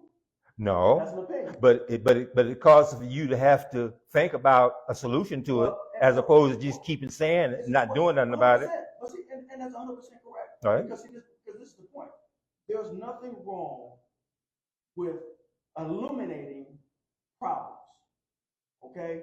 Because when you know that there's problems, now you know that you must make adjustments for those problems. Right. So there's nothing wrong, Elder, with you saying, hey, there's this obstacle, there's this obstacle, there's this obstacle. No one's arguing or debating the fact that you're saying that there's obstacles. It's true. Okay? Because there's truth in what you're saying. Yeah, the obstacles are there. Okay? But the point is, okay, is that just because the obstacle's there doesn't mean you can't get around it. They've got prisons around here that people are broken out of many times because somebody had it in their head they're gonna get out no matter what. And you remember Alcatraz had to shut down because they said it was a prison that no one can break out of. Yeah. And then when they broke out of it, guess what? They ended up shutting it down. Right. So again. So you can do anything. You can do the impossible by being possible. It takes a determined. But you got to do it. It takes, yes, 100%. Yes, sir. You got to do it. You're You just exactly can't right. talk about it. Yes, sir. All right. So That's why I say you can't. To end that conversation right off the bat. And let me get back to what Alan was saying. He was saying that fathers can't be mothers and mothers can't be fathers, which is identifying Mark as saying that men can teach men, women can teach women. Right. We can't. We in our society, one is teaching, trying to teach the other. Right. And it can work, but it's not effective. Yes. It's not all 100% effective. And that's correct. That's what he's saying. Correct. He didn't say we can't do it. He just said women can't teach can't teach boys to be men. Exactly. That's what he's saying. Well, then that's. So he didn't say he can't. He just said it's the roles that we gotta balance it out. And we gotta create the change that needed. Like men need to come back to the home. I ain't gonna say step up because I think men already wanted to step up. I think a lot of men just need to come back home, and I think the women need to open the door and allow them in. Even if they're not together, just let him back in to raise his child or help him with his child. You're gonna really get mad when I say this piece. One of the most serious problems that we have in our communities is that our women have had to be the man of the house for so long, okay, that they don't think that there's ever going to be no man that's going to do that. Yeah, but you got to give it another analogy, because I think this was missing, because I don't want it to be just a bashing of men and what men aren't doing, and I don't want to be a bashing of women or what women ain't doing. But I do believe there's a collective of problems there between the two. That's why both of them need to sit at the head of the table. They need to sit at a round table, not a square, but a round table. So 360 degrees of understanding can come around so everybody can get a full circle of understanding. I think the problem relies in this. We both did damage to each other. A man is operating off of hurt from his mother, or something in his family, aunties, uncles, whatever, something happened in him, which spills off into his relationships. Woman, same way. She watched her mom, probably took on some mother's attributes or grandma's attribute, auntie's attribute, and those teachings don't come down. If those teachers ain't coming down in generations, if those teachers ain't coming down with good flavor, generations, season, and they coming down with hurt, they teaching from hurt place, from all this other thing. That's what we see in the generation what we're seeing now. Let's see that in of itself. And I touched on that before. Where there's a word for that. It's called epigenetics. Yes. Okay. And it's passed down genetically. Okay. From generation to generation. Traumas that happen in this generation that would maybe never explain because our family was like, keep secret, so let's not talk about those things that occur. But that doesn't mean that your children are not going to be affected by those things, that even though you kept it a secret, it doesn't mean your children are not going to be affected until somebody decides to let pride get out the way and actually have a conversation with them about what you're doing, elder. History. You have that conversation with them about history so they understand, like you talk about, elder, where it came from, how things are the way they are. But that doesn't mean that you allow that hurt, that anger, that resentment to control your decisions, but you use that as fuel to move forward and not stay stagnant. And that's the logic. And that's why the logic that Europeans have is to keep that structure constantly separated. They do everything they can to stop us from having family structures. Okay, and I all right. That. Okay, that's the only reason I bring it. It ain't got nothing to do with us. Right. It is purposely done. Okay, and guess what? You bring that as a fact. Okay, you bring that as knowledge. Okay, now that we've acquired that knowledge, Now that we understand Accepted it and and ate it. accepted it, okay, And digested now digest it, come back with some understanding, okay, now what do I do about it? The Okay, can't. That's why the okay, can't. as That's a why the as can't. a as a as a as a as a as a father, what do I do about it? As a mother, what do I do about it? As children, what do I do about it? In other words, okay, just because my father didn't go to college, just because my mama didn't go to college, don't mean I don't. Just doesn't mean that I can't go. Okay, just because my daddy didn't have an education, my mama didn't have an education, okay, didn't ever graduate from, never got out of elementary school, or never got out of junior high school, or never got out of high school. That doesn't mean that I can't, okay, or just because my mama never had anything, okay, if I piss in a house or whatever, it doesn't mean that I will never have one. It's what I'm saying is. But what it does do though, it causes for you to have to go through a certain developmental maturity over time, Yes, to acquire those things that you could have learned in adolescence. And you know what? You are 100% correct. All right. However, okay. So Well, we talk about it. We'll get to it. Yeah. And when those things occur, because that's a fact. What you just stated is a fact. That is very true. Okay. So when those things occur, okay, yeah, you may have to do the footwork. As a matter of fact, you may not even see it in your generation. Okay, but it's not a matter. Okay, this is like in the civil rights movement. There were people who fought for things that they never got to see in their time. But for what they fought for, others were able to benefit from. So therefore, that you got to look at it that way. Okay, I'm gonna do what I need to do, whatever it costs me. Okay, as a parent, parents don't know anything. If parents don't know anything, they should know about sacrifice, because for your kids, you got to sacrifice a lot. Okay, I think back to when I was a child, and there was no such thing as gifts when it came to holidays and this, that, and the other. My mother could afford all that. Okay, so instead of providing me with toys and things like that, what did she buy me? She bought me clothes. She bought me things that I needed. Okay, and so because of her sacrifice and me seeing that sacrifice, when I saw that when it came time to go to work and the car broke down, that was when the winters were so bad, and you know the gas lines were freezing, this, that, and the other. The car wouldn't start. Okay, she could have said, "Well, I'm going to stay home today because the car's going to start." No, she was down on the corner catching the bus to work.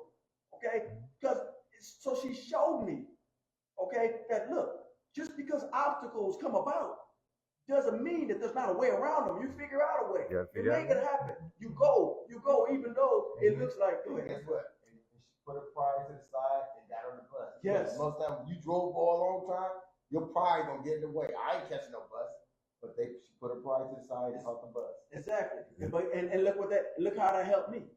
Because I saw her down the corner. Sometimes I would walk down there with her and stay on that corner with her until she got on that bus. Okay, and that's what I'm saying. You know, that's what I meant when I say, you know, where there's a lack, whether there's an absent father, a mother can apply or can contribute what she has to contribute. And as a son, being raised by a woman, okay, I benefited from that. Okay, and then there were other men in the family, my uncle, okay, that stepped in their role as a man, okay, and taught me about integrity, and taught me about a man's word is his bond, and if you borrow something, you make sure you pay back. Right. You know, your word is all you got. And the one thing, you know, because I don't want, you know, I mean, when I say this, I'm not saying it to negate or to bash my uncles and stuff like that. But growing up, I seen the difference between my mom's side of the family and my dad's side of the family. When it comes to the family, the protecting the family, as I say. When I was with my mom's side of the family, I didn't see the unity when it came to protecting pride. We've seen too many of our women get beat on in our family, and none of the men. And I'm not talking bad about the men. I'm just telling you from from a child perspective at that time. When I think I was when my dad finally came around. I think it was like I was 12, 13. I went around my dad's side of the family. I think it was 13, 14 years old. And that's when I seen protection of what a a family is. I swore, you remember I told you that? I swore I ain't never let no man walk in this family and touch any other women while I'm on my watch. Now, out of that violation though, I violated someone else's family growing up. I put my hands on a woman that I was married to. See, I was mimicking what I seen growing up and thought that was the right thing to do. As I started to study and started to learn, I realized that's not what it is. See, that's what I'm saying. When you say you can change. Anything can change. Even though you are adapted to it, and they said at 12 years old that a child is. I mean, what they say, 12 years old, a child is already developed. You can't change it from that point on.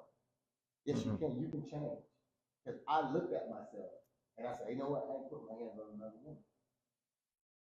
No matter how mad I get, I will walk away from it. But at that time, that was the way I thought you handled women. I had misplaced anger. That's what they call it in psychology. Misplaced anger. Emotional roller coaster. I was acting like what I was raised around. My mother and my auntie. I was around women all the time. So what I acted like, I was acting on accord with I was raised around. More sensitive than you need to be. So I know that men are needed. Men are actually needed to teach men, boys, how to be men. We need that. I always to me the number one, I said this before, to me the number one foundation for me is the understanding of what I believe was actually the only documentation that the Creator has ever gave to man, and that's the Ten Commandments. Okay. And I mean, from research from the time I came through a Catholic school, so we read all that stuff all the time. Okay, and those rules and those regulations are, to me, the bottom line of what you need to do to be one with universal consciousness. If you follow them 10, you don't have to pay no attention to nobody else. The law, your mother and father, and nobody. Because in that, it'll say, honor thy father and thy mother. Okay? Because of our lack of education and our inability to function in normality because of slavery. See, we the only individuals that have been developed from a zero consciousness into a totally free mindset that's ever been on earth. All right, either you was always illiterate or else whatever, and that caused for us to be a different entity. I'm talking about the African American here in the United States. It causes for us to be a different being. That's why I keep referring to the Nation of Islam, because they're the only ones that are putting that piece into effect. And y'all see what they call the Savior's Day activity on television at all? Might want to go back. They're having a Savior's Day activity in Detroit as we speak. And it's just, we're talking about millions of us in Detroit. The bottom line is that we have been able to, for only God's delivery, function the way that we have in this country. There's no other civilization that has ever come the way that we are. And that is all purposeful, because we've got just enough European consciousness in us, all right, to really have a better understanding of the devilishness that has been perpetrated on our people. So when we start talking about the educational system, we talk about other things that go on in this country, we are at that point right now where we can recognize miseducation, okay? Because we've done gone through those kinds of things. The only way that they've been able to minimize that is by the purposeful separation and destruction of the so-called traditional black family. If if we would have that male supervision, respect, no nonsense kind of thing, along with the sophisticated intellectual mothering, which is absolutely, it ain't just like raising us to be what they, mothers have to raise you up to be prepared for what you got to be prepared for. And it ain't always that has to come from a man. That needs to come from a woman, because a lot of things that she perceives that the man don't perceive. So that's really a blessing for us. Okay. And that's why I deal with the police about them. They purposely disrupt that household. They purposely put all our men in prisons and do all the kind of things, because they also recognize that was a mistake on their part. And that mistake is still being emphasized by when you drive down the street and you see a policeman. Does it have an effect on you automatically that you figure out, are they looking for me? Yeah, as long as you're driving illegal. I'm talking about when you drive it. When you drive and you see a police car going this way, do you driving? Do you look and see if he turns around and follow you? Only if your license is suspended or something, you got a warrant. That's when you start feeling that way. But if you don't do it automatically. No, he'll tell you. I had my license was suspended in 1997. I didn't get my license back until 2014. Hmm. I was stubborn because my boy girl that died. I was driving his vehicle and got pulled over in his vehicle, and he had fictitious plates.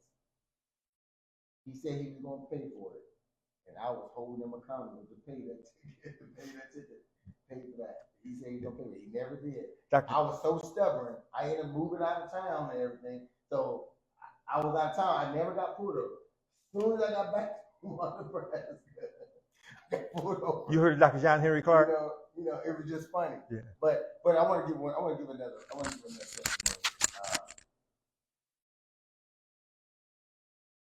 I had dropped out at 9th grade out of high school.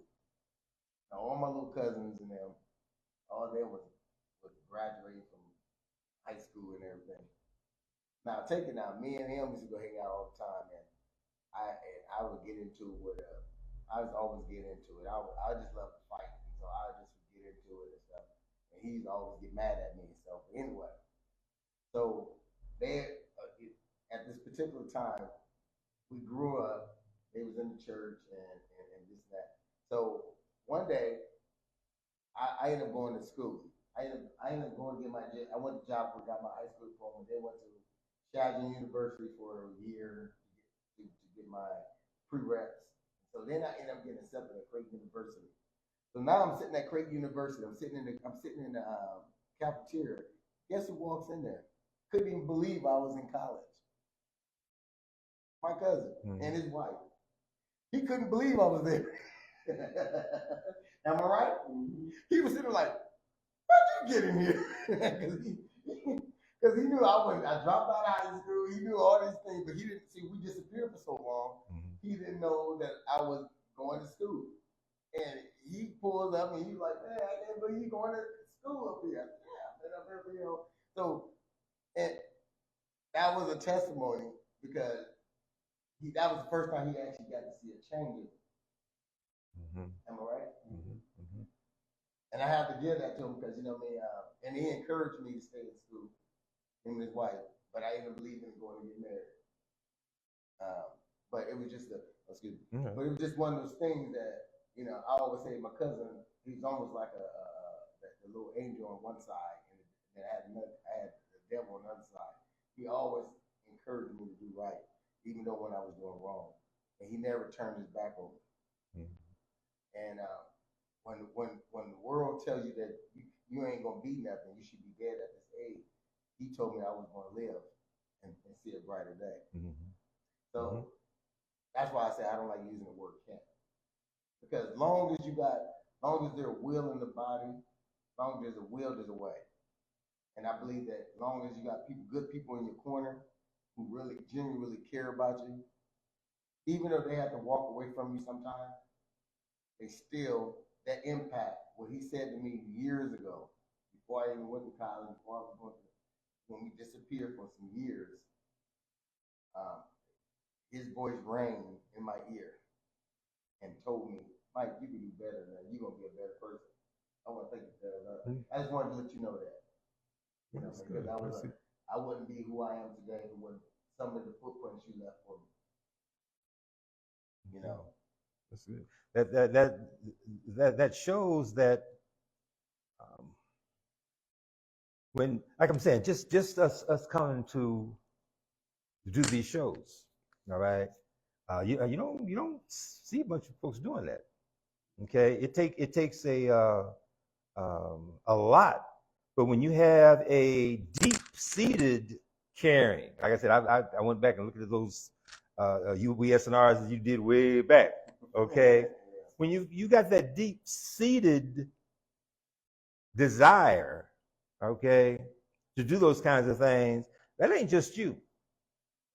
You know, that's the universe. I call it universal consciousness, which is creation. Because you don't, those who have been a victim of an illness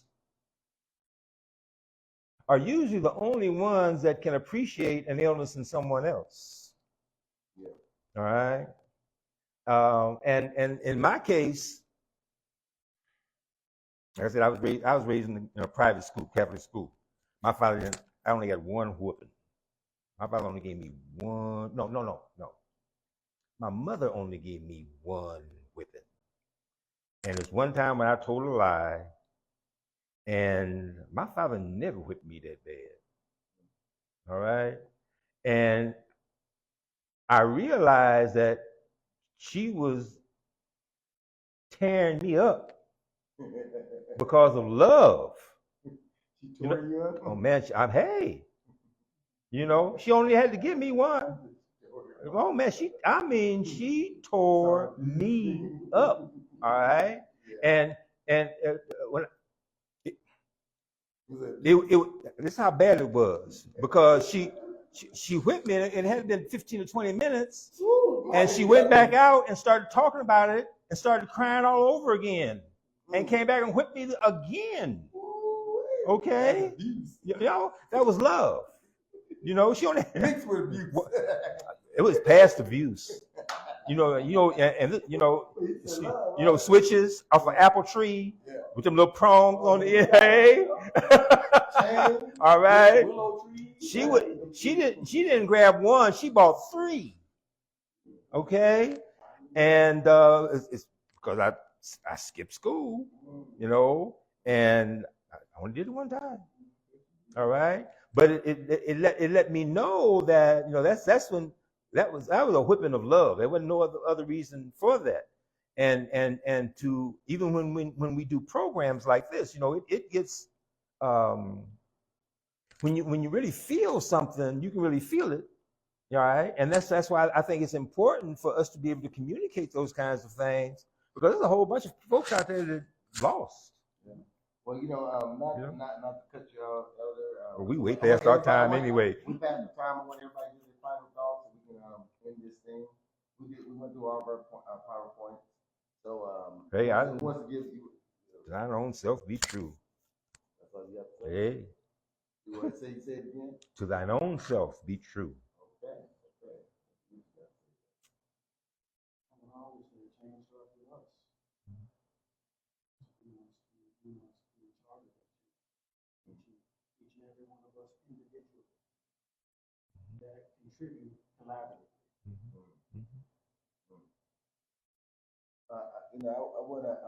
My final thoughts is that we as in our group is not to bash anybody or to tell somebody that they're not doing anything right or to step on anybody.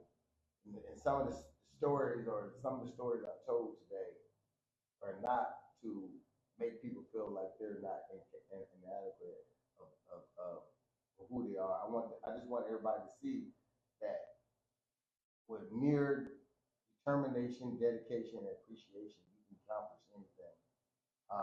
even if it looks differently. When we us and I started, we started off, we wanted to be boots on the ground. We wanted to be out in the community. We wanted to do, that was our mission. That was our statement. That was the goal, to be out in the community doing all kinds of different things. But as time went on, it shifted. That's when you have to learn to shift. Do not give up. We shifted so we won't give up. It's not my desired mission statement. If you read my mission statement for We As an Hour, but I am not going to give up. I'm still going to hold true to what I stood on, what I said in my heart. God put it on my heart to try to make an impact in the world, wherever that's going to look like from now to then. I'm going to stand on it. I don't believe in saying something, I'm going to do something, and don't do it. I try my best to fulfill it, no matter how drained I am, how tired I am, or how I don't want to. You know how hard it is every Sunday to get up and say, you know, I got to do the show. Nobody's listening. Who cares? Are they really getting it? That's what goes through my mind. Mm-hmm. But guess what I say? Guess what I hear this voice say? Who cares what they think? Just keep doing. Because if you save one, you save many. That's right. So I just want to say, we as an hours, love, life, loyalty is the key, is my universal language to all y'all.